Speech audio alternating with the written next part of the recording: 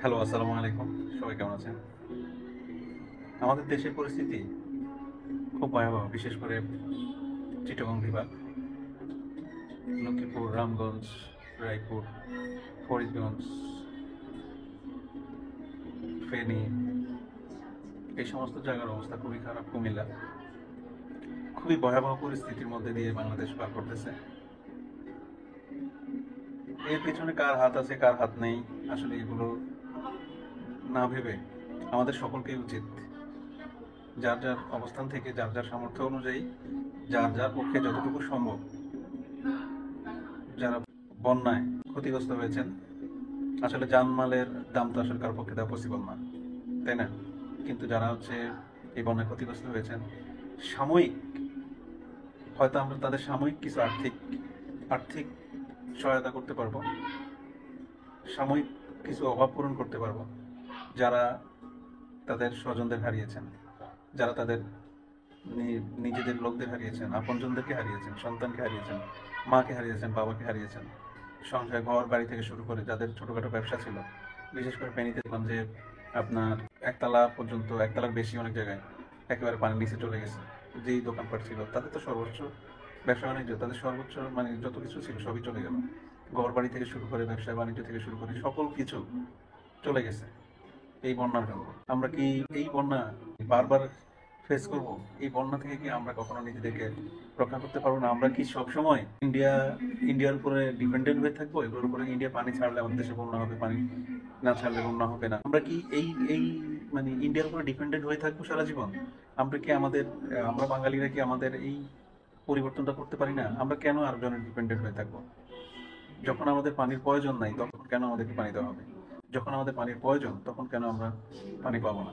At least আমরা এতটুকু তো করতে পারি, আমাদের দেশ তো এতটুকু করতে পারে যে অ্যাটলিস্ট তাদের যত জায়গায় বাঁধ আছে, যতগুলো পয়েন্টে বাঁধ আছে, সবগুলা বাঁধের সাথে তাদের থেকে উঁচু করে আমরা একটা করে বাঁধ তৈরি করতে পারতাম। আমাদের রাষ্ট্র কি এটা পারতো না? অবশ্যই পারতাম। কিন্তু এখন আমাদের রাষ্ট্রের পরিস্থিতি খুবই খারাপ, খুবই বাজে অবস্থার মধ্যে দিয়ে আমাদের দেশটা অতিবাহিত হচ্ছে। নতুন সরকার গঠন করছে, এরা কবে নাগাদ কোন পর্যায়ে যাবে, কি থেকে কি করবে আস্তে ধীরে, সেটার তো একটা সময় দরকার আছে। একটা সরকার পরিবর্তন হয়ে গেলে দেশে যেটা হয় আর কি, সবকিছুরই একটা সময় দরকার, আনুষ্ঠানিকতা দরকার আছে। তো আমরা যারা আছি, যার যার অবস্থান থেকে, আসলে আমরা 18 কোটি 20 কোটি মানুষ আছি। আমরা যদি এক একজন থেকে 1 টাকা করেও দিই তাহলেও কিন্তু 18 কোটি টাকা হয়ে যায়। এখন চিন্তা করেন, আমরা যদি 10 টাকা করে দিই তাহলে কত হয়? 18 × 10, ঠিক আছে? আমরা যদি 100 টাকা করে দিয়ে ফেলি এক একজন, তাহলে চিন্তা করেন, 18 × 100, কোনো ব্যাপারই না। আমরা জনগণ চাইলেও এটা সম্ভব। আর বিগত তো 15-20 বছর যে পরিমাণ আপনার দেশের অর্থ পাচার হয়েছে, আমরা এখন যেটা শুনতেছি বিভিন্ন মিডিয়ার মাধ্যমে, ফেসবুকের কল্যাণে বা বিভিন্ন সূত্রের মাধ্যমে, ওরকম ওরকম অ্যামাউন্ট দিয়ে এরকম 1000টা বাঁধ তৈরি করা যেত, সেটাও কিন্তু পসিবল ছিল। যাই হোক, আমরা আগে ভুল করছি, কি করছে না করছে সেটা বিষয় না। আমরা যারা আছি এই দেশের জনগণ, আমাদেরকে এই দেশেই থাকতে হবে। আমাদের সেকেন্ড কোনো হোম নেই, সেকেন্ড কোনো পাসপোর্ট নেই যেখানে আমরা সিটিজেনশিপ নিয়ে চলে যাব। আমরা যারা থাকতে হবে, আমাদেরকেই এই দেশের দায়িত্ব নিতে হবে। আমাদের ছাত্র ভাইয়েরা যেভাবে বুঝেছেন যে এই দেশের দায়িত্ব তাদেরকেই নেওয়া উচিত, তারা নিয়েছেন, তারা তাদের কাজটা করে গেছেন। তাদের সমর্থনে সকল দল মত নির্বিশেষে প্রত্যেকেই যেমন সাপোর্ট করে গেছেন, এই জন্য তাদের আজকের এই অবস্থা। এবং তাদের হাতেই এখন আমি বলবো যে তাদের হাতে আগামী বাংলাদেশ, এবং তারাই এই বাংলাদেশটাকে আমার মনে হয় সবার থেকে ভালোভাবে গড়ে তুলতে পারবেন। ঠিক আছে? তো আমার একটাই কথা, যে আমরা যেন এই বাঁধ নিয়ে অ্যাটলিস্ট তারা পানি ছাড়লে যেন আমরা সেটা আটকাতে পারি আমাদের অপ্রয়োজনের সময়। যে যখন আমাদের পানির প্রয়োজন নেই তখন যেন আমরা এই পানিটাকে আটকাতে পারি, আমরা যেন এটা করতে পারি। ঠিক আছে? এবং অনেকেই অনেকেই আলোচনা বা অনেক কিছুই শুনতেছি, অনেক অনেক কূটনৈতিক চিন্তাভাবনা বা অনেক রাজনৈতিক চিন্তাভাবনা থেকে অনেকে অনেক ধরনের মন্তব্য করতেছেন।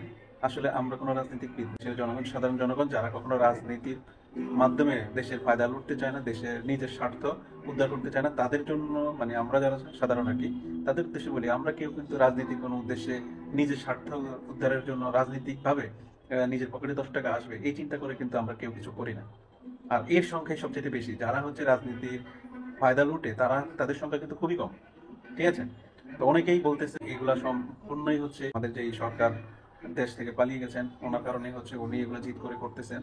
হ্যাঁ, হতে পারে, এটা আমরা আমরা অস্বীকার করতে পারি না, হতেও এটাও হতে পারে। ঠিক আছে, কারণ যেহেতু ইন্ডিয়া তাদেরকে আশ্রয় দিয়েছেন, ইন্ডিয়া তাদের প্রতি আগে থেকেই, তাদের সাথে ইন্ডিয়ার সাথে আগে থেকে একটা সম্পর্ক, তারা হয়তো বা এমন করতেও পারে। হ্যাঁ, কিছু লজিক্যাল কারণে মনেও হতে পারে যে হ্যাঁ, এটা সত্য। যেমন আপনার, আমি যদি বলি যে এই যে বাঁধ নিয়ে কথা উঠতেছে, বিগত 31 বছরে কিন্তু এই বাঁধটা কখনো খোলে নাই। ডুঙ্গুর ডুঙ্গুর বাঁধ যেটাকে বলে, এটা কিন্তু বিগত 31 বছরে কিন্তু কখনো খোলা হয়নি। ঠিক আছে, তার মানে এখন কেন খোলা হলো, এটা মানুষের মনে প্রশ্ন আসতেই পারে। এটা মানুষ যদি ভাবেও, এটা আসলে ইলজিক্যাল, কেউ বলতেও পারবে না। কারণ এখন খোলা হয়েছে কি কারণে, এটা প্রশ্ন আসতে পারে। আবার অনেকে বলতেছে বেগম খালেদা জিয়ার বাড়ি হচ্ছে ফেনীতে, এই জন্য ওইটাকে টার্গেট করে ওই বারটা খোলা হয়েছে।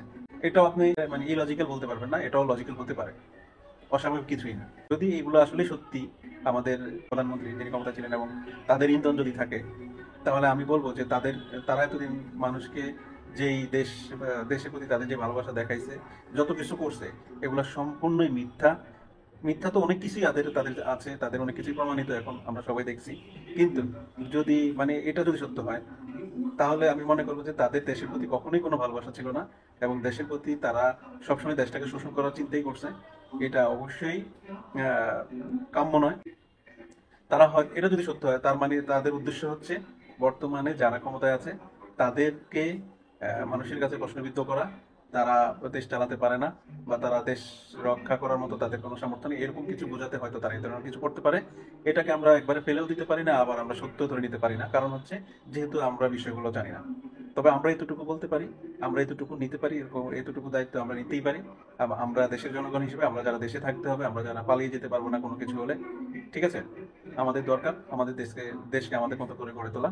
তো সেই জন্য সবার উদ্যোগ নেওয়া উচিত, যার যেমন সামর্থ্য আছে এমন ভাবে এগিয়ে আসা উচিত। এবং হচ্ছে এই বন্যা পরিস্থিতি যার যার সামর্থ্য অনুযায়ী যারা যে যতটুকু পারেন সহযোগিতা করেন। এবং এই ফিউচারে আমাদের প্রবাসী ভাইয়েরা অলরেডি অনেকে অনেক উদ্যোগ নিয়ে নিয়েছেন। ফিউচারেও আমাদেরকে আসলে অনেক দায়িত্ব নিতে হবে, আমাদের সকলকেই অনেক দায়িত্ব নিতে হবে। আমাদের ছাত্র ভাইদের মানুষের সহযোগিতায় নিয়োজিত হয়েছে তারা, তাদেরকে বিশেষভাবে ধন্যবাদ। এবং মানুষের মধ্যে একটা উপকারী মনোভাব তৈরি হয়েছে, এবং সবাই সবার মতো করে হচ্ছে মানুষকে সহযোগিতা করার চেষ্টা, মনোভাব তৈরি হয়েছে। এই জিনিসটা আমাদেরকে ধরে রাখতে হবে, এবং হচ্ছে পজিটিভলি সবকিছু চিন্তা করতে হবে। আগে কি ছিল কি গেল এগুলা নিয়ে আসলে চিন্তা না করে আগামীতে আমরা কি করব, আবার আমরা কিভাবে ভালো থাকবো, কিভাবে দেশটাতে সবাই সবার মতো করে দেশ এগিয়ে যেতে সহযোগিতা করা যায়, সেই চেষ্টা সবাইকে করতে হবে। এই বাদ নিয়ে আমাদেরকেই সবার সবার আগে এগিয়ে আসতে হবে। আমরা চাই আমরা যেন ইন্ডিয়ার উপরে এই বিষয়টাতে অন্তত ডিপেন্ডেন্ট না হই। কারণ হচ্ছে এইটা এমন একটা জিনিস, এই বন্যা এমন একটা জিনিস। আমার বাড়ি লক্ষ্মীপুরে, আমার বয়স এখন প্রায় 38 বছর।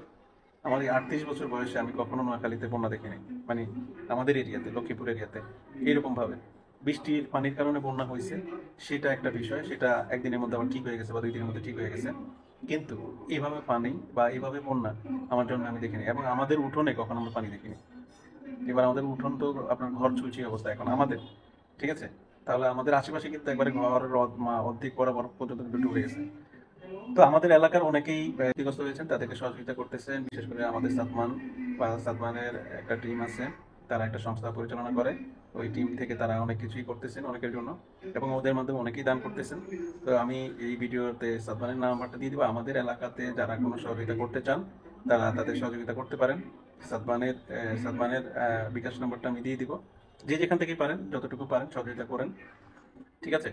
তো সবাই ভালো থাকেন, সুস্থ থাকেন, আল্লাহ হাফেজ, আসসালামু আলাইকুম।